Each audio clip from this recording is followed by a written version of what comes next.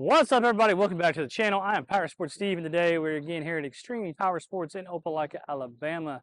Folks, I'm excited. Today we have the first 25 Honda ATV on the lot. It is the new TRX 700 Rubicon from Honda, and I'm very excited to go over this vehicle with you, show you what is new on the vehicle, talk about what I feel like is coming over from the previous model, aka the Rincon, and kind of compare those maybe and see how we like it. We can take it for a little drive right around the lot here and show you everything about it, okay? So obviously, if you've been a Honda ATV fan for a while, you know that they've had the Honda Rincon for years and years and years. I want to say that joker's been around since 2003, if I'm not mistaken, with the 680cc engine and the 3-speed auto transmission.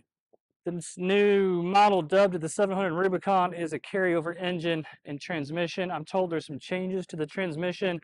Something about you being able to shift it manually while it is in auto mode, and you don't have to just leave it in the ESP mode. So that'll be new.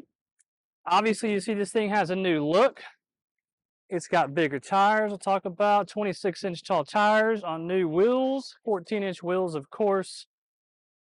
New plastic, new racks. The racks are kind of like the 420 and 520s now. It's got the lock and ride feature for all the cargo boxes and everything you want to put on it. Of course, independent suspension. Does not have a hitch on the vehicle. I don't know why Honda will not put the hitch on the vehicle. 680cc utility ATV should have a hitch on it from the factory, folks. That's all there is to it.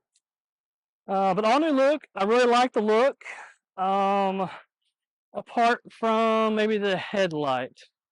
The headlight kind of looks like it might be I don't know, off of something from Star Wars maybe. I'm not real sure, but it is an LED headlight up top, which is awesome.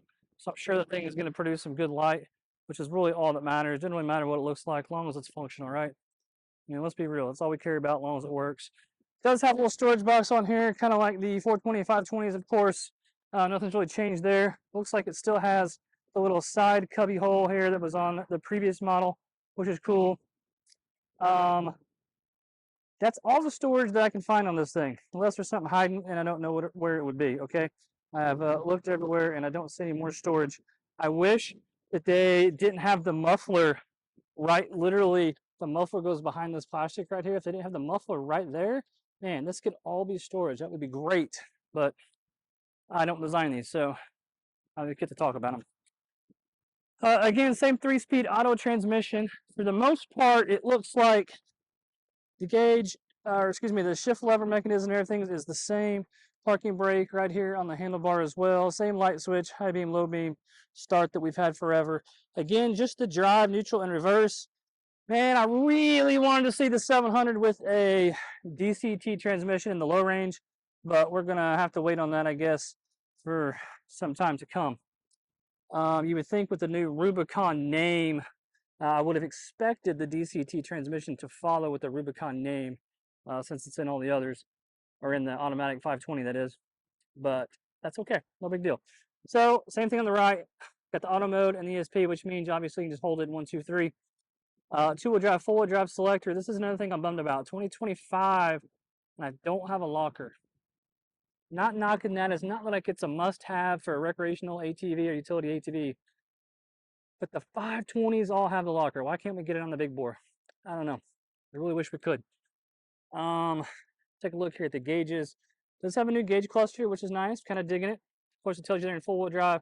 I'll switch out of that, and full-wheel drive will go off there. You got your tachometer on the left. Looks like gear indicator and the kind of on the left center, if you want to call it that. Hour meter across the top. We're going to change that to show odometer and trip. We'll do that. Fuel gauge on the right, speedometer in the middle, of course, and clock on the bottom. You got the little button that'll change this right here. Voltage output, countdown for your miles for first service or hours for first service, and then back to your odometer. Neutral indicator and reverse indicator, and then your safety lights all over here as well. We'll start it up, see what she sounds like. I mean, even the starter, the kind of the, I don't know if you pick it up in the video, a little bit of a vibration that we have. Very indicative that this is definitely the 680 motor of the prior generation. If you've been around the Rincons, you know exactly what I'm talking about.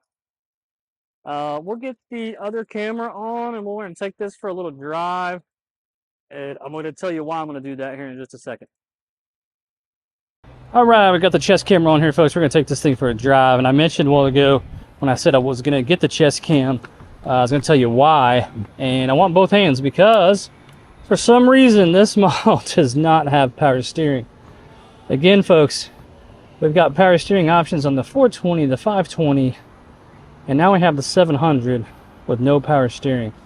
Again, the same as this thing has basically been since 2003, basically, or 06 with the EFI change, however you want to call it.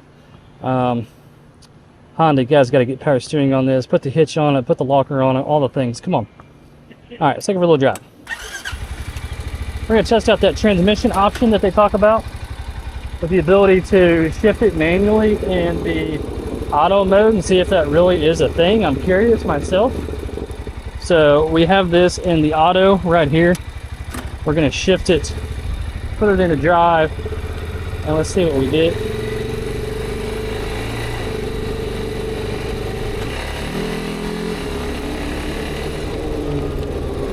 All right, looks like it will work.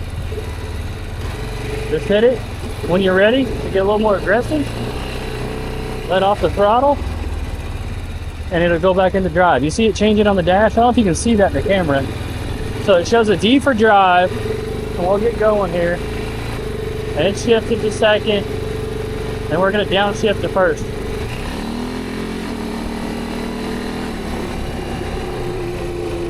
No, went 1, 2, 3, and then now it shows a D on here for drive. So pretty cool that they allow you to do that without having to put it into the ESP.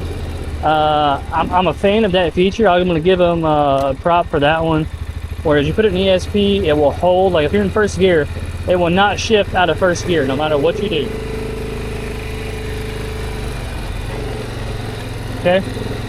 So where that becomes really, really nice is if you are pulling a trailer, or you're hunting, you're doing food plots, things like that. It gives you the ability to have a higher RPM to get more power if you're pulling a heavy load behind you. Of course, you'll have to put the hitch on it to pull the heavy load because there's no hitch on it, but that's a whole nother story, as you already heard. Other than that, the Rubicon this is based off of has always been a pretty good riding ATV. I can't complain about the ride, really. Ride's really nice. You know, it does have the bigger 26-inch tall tires on it, so you know you're gonna get a little more ground clearance than the previous generation, which is nice. I just wish that for the bigger tires we had the locker and especially the power steering. I mean, we got to get the power steering on this thing. Folks, if you would, appreciate the like and the subscribe on the channel, if you would. I hope you enjoyed the vehicle. I know it wasn't too exciting. Give you the basics, kind of let you check it out in person. Come by the shop here at Extreme Power Sports in Opelika. You can take this thing for a drive yourself if you'd like, and get you rolling if you'd like to. Be the first one to own one here in Opelika. Appreciate you watching. See ya.